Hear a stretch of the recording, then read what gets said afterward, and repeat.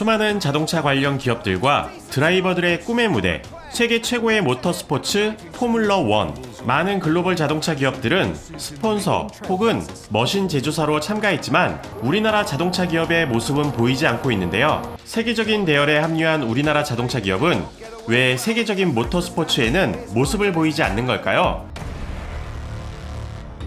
결론부터 말하자면 돈이 안 되기 때문입니다.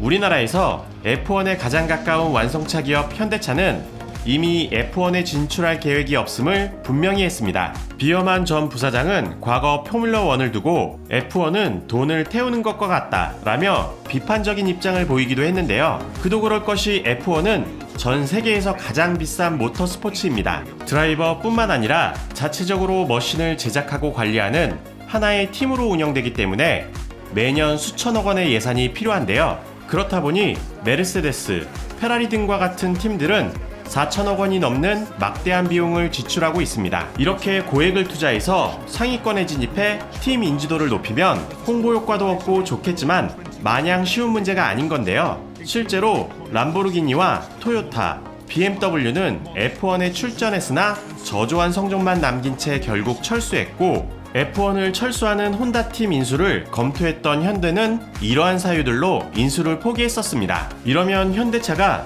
모터스포츠 기술력이 부족한 것 아니야? 라고 생각할 수도 있지만 F1과 양대산맥 대회인 월드랠리 챔피언십 WRC에서 현대차는 2년 연속 우승을 차지할 만큼 좋은 성적을 거두고 있으니 기술력은 충분하지만 돈이 안 되니 참가 안 하고 있는 게 맞는 것 같은데요. 그런데 놀랍게도 현대차 정의선 회장은 모터스포츠에 필요한 고성능 차량 기술 개발을 위해 인재 영입에도 상당히 공을 들이고 있다고 하는데요. 오히려 모터스포츠라는 종목이 우리에게 비인기 종목이기에 참여 안 하는 게 맞을지도 모릅니다. WRC 대회 연속 우승 소식도 극소수의 자동차 마니아층만 알고 있으며 무엇보다 모터스포츠는 머신 개발과 더불어 드라이버 육성에 상당한 자본이 필요한데 레이싱에 대한 인지도가 낮은 우리나라에서는 이러한 인프라가 제대로 성장하지 못한 현실인데요. 심지어 최근에는 F1 자체에서도 문제가 발생하고 있습니다. 한때 세계 3대 스포츠로 불렸던 F1은 점점 그 열기가 식고 있으며